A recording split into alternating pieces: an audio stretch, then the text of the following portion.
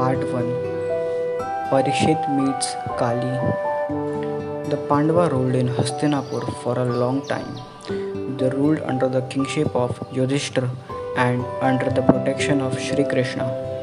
But when the Lord left the earth altogether, they became despondent and retired to the Himalayas to lead lives of austerity and penance. Parikshit, the grandson of the Pandava prince Arjuna, was placed on the throne of Hastinapur. He was a wise and noble ruler and worked hard for the welfare of his people. One day he was strolling on the banks of the river Saraswati when he saw a strange sight. A lowly man dressed in royal clothes was kicking and torturing a white bull. A cow was standing close by and shedding tears. The bull had lost three of its legs, and the wicked man was about to cut off its fourth leg too. Parikshit was very angry when he saw this. He turned to the man and said, "How dare you ill treat these poor innocent creatures? Do you not know that I am king of this land and that I can punish you even with death?" Then he turned to the trembling and shivering bull and cow and spoke to them very kindly and soothing them, inquired how the bull had lost its three legs.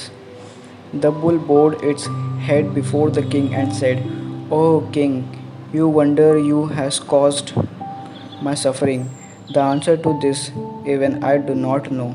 Some say that begins in their ignorance, cause their own happiness or sorrow. Others say it is due to their past karmas. I do not know which is true." Parikshit was surprised to hear the bull speaks. He thought deeply. The realization came to him that the bull was none other than Dharma or Vritti. The cow was Mother Earth and the wicked man was Kali, the spirit of the Kali Yuga, the iron age of our times.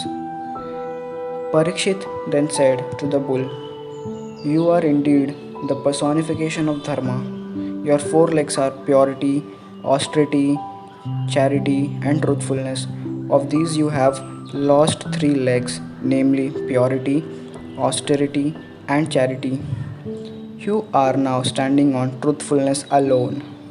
And this too, Kali was about to crush. Saying this, Parikshit turned to Kali with his sword drawn and was about to cut off his head when Kali fell at his feet and begged to him be heard. Now a king cannot kill any creature which asks for his protection. So Parikshit had to listen to him. Then the king in anger put a dead serpent on the neck of the Brahma Rishi and went away to his city. Kali said, "I am to be the ruler of the next age, Kali Yuga, which will be full of cruelty and falsehoods. Such is the will of the Lord, so please spare my life." Parikshit was touched by Kali's humility and said, "Go, I grant your life. But let me not see you anywhere while I am ruling the kingdom."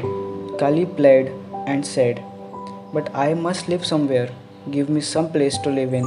So Parikshit allowed him to live in all houses for gambling and drinking, places where there is cruelty to women and animals, and centers where gold is acquired and hoarded. To these he added the fields of falsehoods, pride, jealousy, enmity, and lust, where Kali flourished and prospered. Now that we know the place where this wicked Kali resides, we must try to avoid them. And like King Parikshit, we must try and restore to the poor bull its three lost legs, purity, austerity, and charity. Next part will be coming soon.